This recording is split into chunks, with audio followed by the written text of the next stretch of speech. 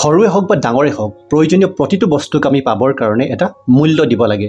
মূল্য প্ৰদান কৰি বস্তুটো অনাৰ পিছত যদিহে আপুনি বস্তুটো ব্যৱহাৰ কৰে তেতিয়া তাৰ পৰা বেনিফিট পোৱা যায়।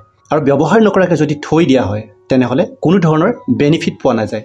সেই থৈ দিয়া সময়ছোৱাত আপুনি যদি কেয়াৰ নলয়, লাগ বা নোহোৱাকৈ থৈ দিয়ে তেনেহ'লে বেনিফিট পোৱাটো দূৰৰে কথা, বস্তুটো বেয়াও হৈ যাব পাৰে বেনিফিট নাপাওঁতেই। তাৰোপৰি যদি আপুনি ৰাফলি বস্তুটো ব্যৱহাৰ কৰে খুব কম সময়ৰ ভিতৰতে ই বেয়া হৈ যোৱাৰ সম্ভাৱনা আছে। আৰু যদি সেই সযতনে ব্যৱহাৰ কৰে দীঘলীয়া সময়ৰ বাবে আপুনি বস্তুটো ইউজ কৰিব পাৰিব।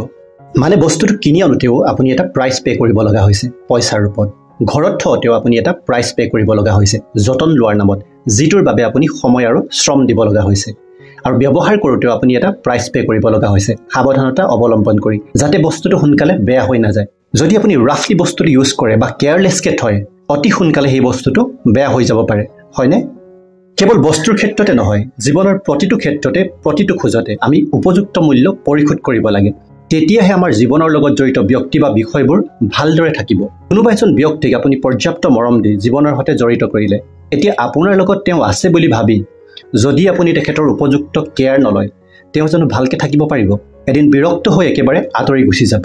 বহু সম্বন্ধ আৰম্ভণিতে ভালে থাকে, তাৰপিছত কেৱল থাকিব লাগে কাৰণেহে তেওঁলোক সম্বন্ধত থাকে আৰু বহুতৰ ক্ষেত্ৰত মনোমালিন্য হৈ ফাটো মেলে। ইয়াৰ মূল কাৰণটো হৈছে সেই সম্বন্ধটোক আমি যিটো মূল্য দিব লাগে সেই মূল্যটো আমি দিব পৰা নাই।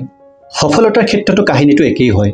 শ্ৰম, কষ্ট আৰু ত্যাগৰ দ্বাৰা আপুনি কৰ্মক্ষেত্ৰত সফল হোৱাৰ পিছত আৰামত যদি জীৱনটো কটাবলৈ লয় আপোনাৰ সেই সফলতাৰ ভেটিটো লাহে লাহে খহিবলৈ ধৰিব।